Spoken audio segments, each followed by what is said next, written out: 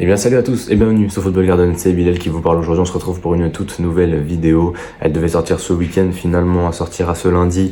Je m'excuse d'avance, voilà, j'ai pas eu le temps de tourner la vidéo ce week-end entre l'Aïd, pour ceux qui le fêtent d'ailleurs, Aïd Moubarak à tout le monde. Et du coup, pour ceux qui aussi faisaient le ramadan et tout, voilà, sur les derniers jours c'était un peu le rush. Donc on a un petit peu tardé à sortir la vidéo, mais elle est là, vous inquiétez pas. Et aujourd'hui on va parler de Mike Penders. Voilà, on devait déjà le faire depuis samedi. Et voilà, petite dédicace aux frérots dans les commentaires de pas de la dernière mais celle d'avant, ma vidéo sur Maresca je crois, quand j'avais dit que je rentrais en guerre et tout. Voilà, il avait pré-shot, voilà, donc petite dédicace à lui, voilà, il le voulait, voilà, il l'a trouvé, il m'a dit si tu peux me faire une dédicace en vidéo, voilà, elle est faite. Je vous mets le petit commentaire en haut à gauche. Voilà, aujourd'hui on parle de Penders. Alors voilà, pour ceux qui ne savent pas qui est Penders, déjà on va commencer par faire une simple remise en état de qui est Mike Penders. Donc déjà Mike Penders c'est un gardien de but. Voilà, vous avez vu le titre et la miniature logiquement, mais je le répète, c'est un gardien de but, il fait 2,00 m. Voilà, il fait 2 mètres tout pile, et c'est très bien, un très grand gardien. Et il est né en 2005, il a donc 19 ans, il aura 20 ans en juillet, fin juillet, donc voilà, il aura 20 ans à l'issue de la saison. Et est-ce qu'il sera dans le groupe pour jouer la Coupe du Monde des clubs? Je pense pas, voilà, je préfère le dire tout de suite parce que je crois que les prêts se terminent fin juin, donc logiquement c'est comme pour André Santos, ces joueurs-là ne seront pas là à la Coupe du Monde des clubs qui, pour rappel, a lieu du 15 au 30 juin, je crois, à peu près, enfin dans ce laps de temps-là. Donc voilà, on n'aura pas de Mike Penders à la Coupe du Monde des clubs, et en tout cas, on en reparlera cet été pour se demander qu'est-ce qu'on en fera la saison prochaine. D'ailleurs, les mercato idéal de Chelsea, je vais commencer à les préparer assez prochainement, et ça devrait sortir sur la chaîne, je pense, d'ici mai. Ouais, peut-être fin avril, début mai. Je pense que dans ce laps de temps-là, ça me laisse le temps de bien faire le travail et de vous sortir une vidéo plutôt qualitative. En tout cas, ouais, je pense que d'ici fin avril, début mai, on devrait avoir l'arrivée du mercato idéal de Chelsea en 2 épisodes. Épisode 1 les départs, épisode 2 les arrivées, voilà. Et je vais peut-être étendre ça à d'autres équipes après, pendant l'été. Voilà, faire des mini mercato idéal, en gros, hein, pas en 2 épisodes mais en un seul. Mais voilà, où on parlerait d'autres équipes. En tout cas, voilà. Concernant Chelsea, ça sortira comme l'année dernière, comme l'année d'avant. C'est un peu le saint graal, cette vidéo, parce que c'est cette vidéo qui a fait exploser ma chaîne, hein, pour ceux qui ne savent pas. À l'époque, j'avais 400 abonnés, j'avais fait 3000 vues sur cette vidéo-là, et c'est ce qui m'avait permis de pas mal monter. Donc voilà, depuis c'est un peu la vidéo saint graal de la chaîne, voilà. Donc ça c'est très cool. Et d'ailleurs, la vidéo la plus vue de la chaîne, je crois que c'est une vidéo mercato. Enfin, c'est soit netto, soit mercato idéal. Mais c'est un des deux. Dans tous les cas, c'est du mercato. Bon, pour revenir à Mike Penders, du coup, il a pas encore été appelé en sélection belge, mais voilà, il a la nationalité, et du coup, il est appelé en U21 pour le moment, et sa valeur marchande, comme vous pouvez voir sur Transfermarkt, elle est de 10 millions depuis la dernière mise à jour, il y a quelques jours, là, il y a 5 jours, il y a eu une mise à jour qui a été faite au niveau des valeurs marchandes en Belgique, et Penders est passé de 5 à 10 millions, quand on sait que les gardiens coûtent relativement peu cher sur Transfermarkt, et que le gardien le plus cher du monde actuellement, je crois, est à 40 millions, si je dis pas de bêtises. Je me souviens plus qui est à 40, mais je sais que le meilleur gardien du monde est à 40 ou à 45. Donc dans tous les cas, voilà, être à 10, c'est vraiment pas mal. C'est vraiment pas mal, surtout pour un gardien aussi jeune, et pour un gardien qui n'a seulement que quelques minutes en pro, enfin quelques minutes, qui a quelques mois en pro, c'est vraiment pas mal. Si on continue sur Transfermarkt, on peut voir que voilà, il a joué 11 matchs, 8 buts concédés pour 5 clean sheets. Donc ça c'est pas mal. Il a joué que 37% des minutes, mais voilà, c'est parce qu'il n'était pas titulaire avant le 11 janvier. On va y revenir juste après. Donc du coup, clairement, on est sur un gardien qui a besoin de temps de jeu et qui là actuellement en a, et ça fait plaisir. Donc voilà, on a la valeur marchande à 10 millions comme je vous l'avais dit. Et voilà, il a joué au total en Jupiler Pro League 990 minutes, auquel on rajoute 90 minutes en playoff, donc on est à 1080 minutes si je sais bien compter, plus les 480 minutes en Crocky Cup qui est la Coupe de Belgique, et on a donc 1080 plus 480, on est donc sur 1560 si je dis pas de bêtises. C'est vraiment pas mal, 1500 minutes pour une première saison en pro, dans une équipe qui domine son championnat, parce que voilà, Genk domine son championnat. Je vais vous montrer le classement belge, mais voilà, Genk a pas mal de points d'avance, je crois. Ils sont en tête du championnat et devraient gagner la Jupiler. Après, évidemment, la Jupiler, c'est en 2 temps. Et les barrages, faut faire attention parce que quand t'as peut-être 6-7 points d'avance sur le championnat régulier, bah t'as plus que 3 points d'avance en barrage parce que les points sont multipliés par 2 pour tout le monde, je crois, ou divisés par 2 plutôt, ouais, ils sont divisés par 2 pour tout le monde. Donc du coup, tu te retrouves à passer de genre 6 points à 3 points d'écart, ce qui est ridicule. Donc c'est vrai que voilà, il y a moins ce sentiment de vraiment on est bien devant, mais dans tous les cas, ils sont en pole position pour aller chercher le titre de Belgique cette saison. Donc du coup, voilà, je vais vous montrer cette image maintenant, c'est tout simplement la liste des matchs de Penders que j'ai pris sur quoi? J'ai pris sur FotMob. Ouais, j'ai pris sur FotMob. Du coup, on peut voir qu'il a joué quasiment tous les matchs depuis le 11 janvier. Donc du coup, ce match contre l'OH Leuven. Et on peut voir que hormis le match contre le KV Mechelen, où ils ont perdu, ils ont gagné 2-1, excusez-moi, ils ont gagné 2-1, mais à mon avis, il avait pas fait un grand match. Et du coup, on avait vu qu'il a eu 6.5. Bah, la plupart du temps, le set de notes, il va le chercher. Voilà, le set de notes, il va le chercher, même quand il n'y a pas de clean sheet. Donc, ça veut dire qu'il fait quand même pas mal d'arrêts. Voilà, à noter quand même, je crois que c'est le match contre le Standard de Liège, du coup, que vous pouvez voir le 4e ligne, où il prend un carton rouge à la dernière minute. Voilà, il a joué 89 minutes, c'est celui-là. Il a pris un rouge à la dernière minute. Donc voilà, c'est le seul match qu'il a pas joué. C'est le match, du coup, entre le Standard de Liège et Charleroi. Donc voilà. Du coup, depuis le 11 janvier, on est sur un gardien qui joue beaucoup. On est sur un gardien qui joue beaucoup et ça fait plaisir. Il enchaîne les 90 minutes et on est sur un joueur qui a beaucoup de qualité balle au pied et on va y revenir dans ses points forts juste après. Autre image que je voulais vous montrer, c'est une image qui nous vient tout droit de DataMB. Voilà, je vous le montre, c'est simplement, c'est l'indice de performance de tous les gardiens du championnat belge. Et donc du coup, pour ceux qui ne le verraient pas, on a Penders à la 7e position de ce classement-là avec un indice de performance à 74 sur 100. Donc c'est vraiment pas mal, ce qui le classe du coup 7e ex aequo avec Epolo qui est du coup un autre gardien jeune, il a que 20 ans lui aussi. Et voilà, on peut voir qu'il y a le gardien d'Antwerp qui est très devant avec 98 sur 100 en indice de performance. Kouzmans, pareil du côté d'Anderlecht qui est très bien, mais on est sur des gardiens qui jouent depuis le début de la saison, alors que Penders ne joue que depuis janvier et il est déjà dans ce classement-là. Donc voilà, faut quand même le souligner, c'est un joueur qui est très intéressant. Voilà, dans ses buts, indice de performance, on peut voir qu'il est vraiment pas mal. Il est vraiment pas mal. Il est vraiment pas mal, mais cela dit, il y a quand même un truc à souligner, c'est qu'il joue à Genk. Et forcément, quand tu joues à Genk, bah t'as vraiment ce côté plus facile entre guillemets. Voilà, t'as un taf qui est beaucoup plus facile que quand tu es gardien dans une équipe de bas de tableau. Je sais plus c'est quoi les équipes de bas de tableau actuellement en Belgique, mais t'as beaucoup plus de facilité à Genk à faire des clean sheets, à faire des arrêts qui sont plutôt simple parce que les adversaires vont tirer de plutôt loin ou alors vont tirer sur le côté, etc. Et ce qui le montre plutôt bien, c'est la courbe que je vais vous montrer là tout de suite, encore une fois qui nous vient de DataMB, hein, elle aussi, où simplement j'ai mis en ordonnée ou en abscisse, je me souviens jamais, oh là. J'ai mis simplement en ordonnée les buts empêchés par 90 minutes et en abscisse les XG concédés par 90 minutes, et on peut voir que Penders en rouge, il est très à gauche du très à gauche du truc. C'est pas pour rien, c'est parce qu'en fait oui, il empêche quelques buts, hein, je crois qu'il est à 0,2 et quelques, mais en fait quand tu compares, il reçoit, enfin il concède très peu d'XG par match, donc c'est vrai, ça le place quand même plutôt loin des meilleurs gardiens du championnat.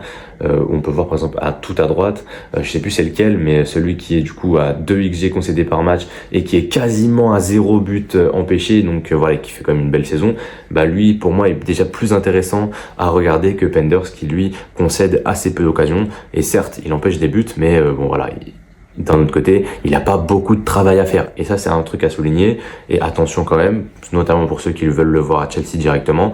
On va en reparler plus tard, mais c'est peut-être pas encore totalement mature à 100% pour Penders d'être directement envoyé dans le banc en première ligue la saison prochaine. Donc, voilà. Vous avez déjà mon avis un peu vu que je les spoil, mais je pense que le garder sera pas intéressant tout de suite. Il a besoin d'un autre prêt, peut-être dans un club un petit peu plus en difficulté, voir ce qu'il peut donner dans un club qui concède beaucoup d'XG. Est-ce qu'il est en mode sauveur, ou est-ce que, voilà, est-ce que en fait concrètement, est-ce que s'il est dans un match où l'équipe adverse a 11 frappes et que son équipe a une frappe, est-ce qu'il est capable de tenir le 0-0 ou pas? Voilà, c'est ça la vraie question.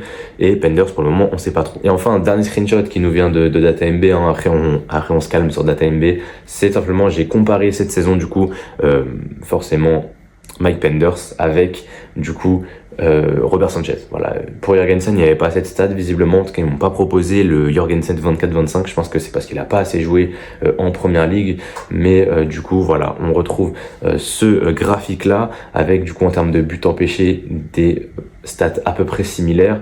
Voilà. Au niveau du jeu court et du jeu long, on retrouve un pourcentage de réussite beaucoup plus élevé côté Penders, on peut voir. Du coup, on peut voir qu'au niveau du jeu long, du jeu court, ça n'a rien à voir. Penders est bien meilleur. Au niveau du jeu de passe, également, Penders est bien meilleur aussi. Au niveau des sorties, que ce soit au sol ou aérienne, on est sur des joueurs plutôt similaires. Enfin, en duel aérien, je crois qu'on est un peu mieux côté Penders, voilà, mais en côté sortie tout court, on est un peu mieux sur Sanchez. Voilà, donc c'est des joueurs qui sont relativement similaires sur le point de vue défensif, même si on peut le voir aussi, action défensive, et on peut voir que on est dans le top 2,7% pour Robert Sanchez, alors qu'on est dans le top 95,1 pour Penders, qui a du coup beaucoup moins de travail à faire. C'est ce que je vous expliquais juste avant. Penders à Genk, franchement, il est sur un nuage. Il n'a rien besoin de faire en fait. Enfin, il fait 3 arrêts par match, 2 arrêts par match, dont des arrêts qui sont vraiment pas ouf, tu vois. Et donc du coup, au final, il fait une belle saison pour le moment, rien à dire. Et oui, il a énormément de potentiel, mais le fait est qu'aujourd'hui à Genk, il n'a pas de travail à faire. Alors que Robert Sanchez a beaucoup de travail à faire à Chelsea, et que si Penders remplaçait Sanchez à Chelsea, est-ce que Penders avec beaucoup de travail à faire serait aussi fort? Je pense pas. Voilà, donc, et en plus quand tu vois qu'en termes de buts empêchés, on est sur des stats à peu près similaires, voilà. Enfin, on est sur un pourcentile à peu près similaire.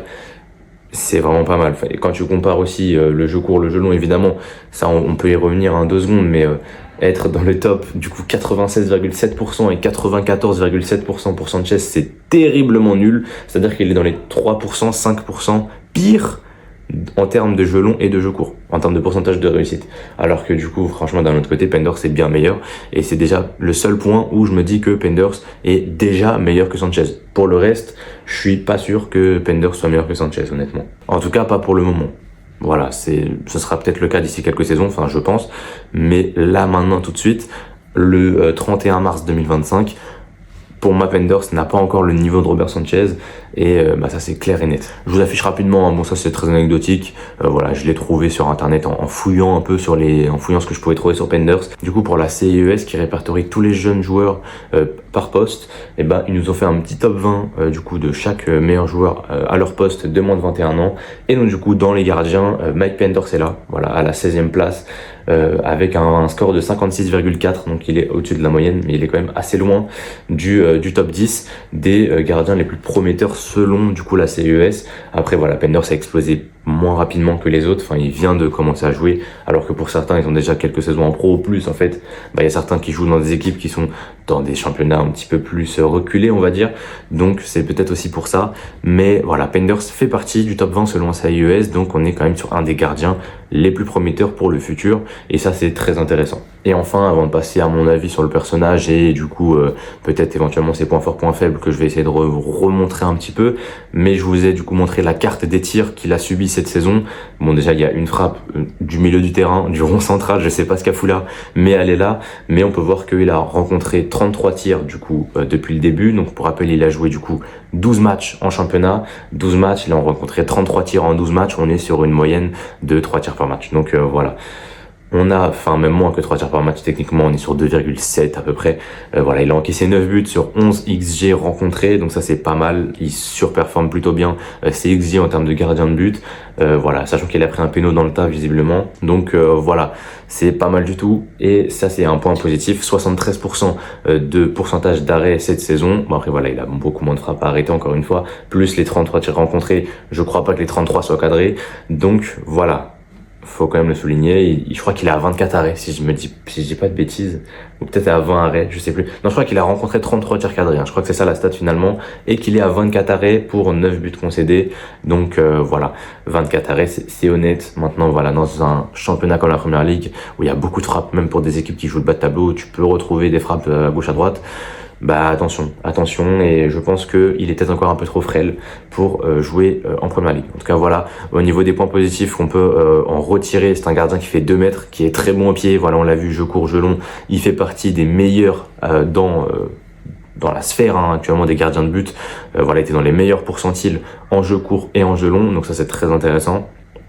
crois qu'il est, ouais, on avait vu qu'il était dans le top 12% je crois en jeu long et dans le top 7 ou 8% en jeu court, c'est vraiment très bien. On souligne aussi que c'est un gardien qui en fait est capable d'allier la très grande taille avec un très bon jeu au pied. Ça nous fait vraiment penser à Thibaut Courtois qui est vraiment très intéressant dans ce domaine-là, et lui je pense qu'il va être encore meilleur que Thibaut Courtois dans ce domaine-là, surtout au pied. Donc voilà, le jeu au pied, la taille, parce que 2 mètres c'est quand même énorme et ça c'est vraiment très très bien quand t'as une équipe en plus de ça qui est plutôt petite. Avoir un gardien qui fait 2 mètres, ça te fait plaisir, ça te fait du bien. Ça c'est vraiment très cool. Et en troisième point positif, écoute, il enchaîne les minutes du côté de Genk, qui sera peut-être champion de Belgique. Ça lui fait de l'expérience et on verra pour l'année prochaine où il ira, mais ça lui fait déjà un début d'expérience en pro et ça c'est vraiment très cool. Si je dois donner des points négatifs, c'est quoi là? Il est peut-être encore un peu trop frêle pour la première ligue. Attention aussi à ne pas trop être influencé par les stats, parce que évidemment non seulement il joue en Belgique, mais en plus il joue dans la meilleure équipe du championnat belge. Donc forcément on est sur un style de jeu qui va être différent déjà, et en plus de ça on va être sur un style de jeu où Genk a tout le temps le ballon, domine tous ses matchs, et où simplement Penders n'a pas grand chose à faire. Enfin voilà, ne encaisser que 2,7 tirs par match en moyenne, c'est vraiment très très faible, c'est très très faible. Donc ça en dit long sur le niveau de jeu des autres équipes contre Genk, et donc du coup ça en dit long sur le niveau d'implication au jeu qu'a Penders sur l'effectif de Genk, voilà, qui est quand même très faible. Et voilà, c'est à peu près tout. Mon avis sur le joueur maintenant, je pense que c'est un joueur qui a beaucoup de qualité. Je pense que c'est un joueur qui va exploser dans le futur. Clairement, d'ici 2-3 ans, on est peut-être sur déjà un top gardien. Et je pense que d'ici 5-6 ans, s'il l'explose bien comme il faut, je pense que d'ici 5-6 ans, avec toutes les qualités qu'il a, notamment au pied, et voilà, il fait 2 mètres, il est bon au pied. En fait, le combo est beaucoup trop fort. Le combo est trop cheaté, donc logiquement, il devrait faire kiffer du monde. Il devrait faire kiffer du monde et il devrait faire kiffer la sélection belge. On sait que Courtois arrive sur la fin. Enfin, il a 33 ans, je crois. Donc, en vrai, il a encore quelques saisons devant lui. Mais d'ici 5-6 ans, je pense que Penders, ça va être à lui de prendre la relève. Prendre la relève à 25 ans de la sélection belge dans les buts. Et, clairement, pour moi, il a le profil type pour être le gardien titulaire des Diables Rouges, le gardien titulaire à Chelsea également d'ici quelques saisons. Mais avant ça, évidemment, il va falloir passer par la case prêt. Et moi, comme je vous l'ai dit tout à l'heure, un petit prêt dans une équipe qui galère, ça pourrait être plutôt intéressant, que ce soit en PL ou en Championship, mais dans une équipe qui vraiment galère et qui prend beaucoup de frappes par match, voir s'il est capable d'enchaîner les arrêts. En fait, c'est ça qui va vraiment être intéressant pour moi à regarder. Par exemple, Petrovic, on sait que, voilà, en ce moment, Strasbourg, c'est très très fort. D'ailleurs, j'ai vraiment envie de faire une vidéo sur Strasbourg là prochainement. Mais Strasbourg, c'est très très fort en ce moment. Mais il y a eu un creux là, avant que ce soit très très fort, où en fait ils prenaient pas de but. Moi, ils gagnaient à chaque fois 1-0, ou alors il y avait 0-0, tu vois. Mais sur ces 4 matchs ou 5 matchs d'affilée là où ils ont pas fait de clean sheet, ils encaissaient beaucoup de frappes. Mais Petrovic faisait un nombre d'arrêts incalculable. Et aujourd'hui, Petrovic, c'est peut-être le meilleur gardien de Ligue 1, ou alors dans le top 3 des meilleurs. Et quand tu compares au Petrovic qu'on avait vu à Chelsea du coup la saison dernière, on a quand même un énorme gap. Il a énormément progressé dans une équipe qui galérait au début de saison. Maintenant ça va beaucoup mieux, mais qui galérait au début de saison, et c'est lui qui les a aidés. Et moi je veux vraiment voir la même chose avec Penders, voir une équipe qui galère et voir Penders qui est capable d'enchaîner les arrêts pour permettre à Strasbourg de gagner des points. Pour moi, c'est le plus important à regarder. En tout cas, voilà, moi je vous laisse là-dessus. N'hésitez pas à me donner en commentaire vos avis sur le gardien. Je sais que pas beaucoup de gens le connaissent spécialement, et même pour ceux qui le connaissent, vous le connaissez que de nom. Mais voilà, il n'y a pas trop de compilations aussi qui sortent de lui sur YouTube, hein. J'ai essayé de regarder, mais il n'y en a pas trop. Donc il faut vraiment être sur Twitter le jour du match pour pouvoir regarder simplement la compile qui sort, hein. Ça sort de temps en temps sur Twitter, donc voilà, allez voir, allez faire un tour. N'hésitez pas à vous abonner, à liker, à partager cette vidéo autour de vous. On est 3400 dans 3 abonnés, donc je pense qu'on sera 3400 à l'issue de cette vidéo là. Donc voilà, n'hésitez pas à vous abonner, on rush les 4000 le plus vite possible, et après vous connaissez chaque étape qui vient, chaque étape vient tour après tour en gros. Et voilà, moi je vous laisse là-dessus, c'était Bilal, portez-vous bien et la paix sur vous.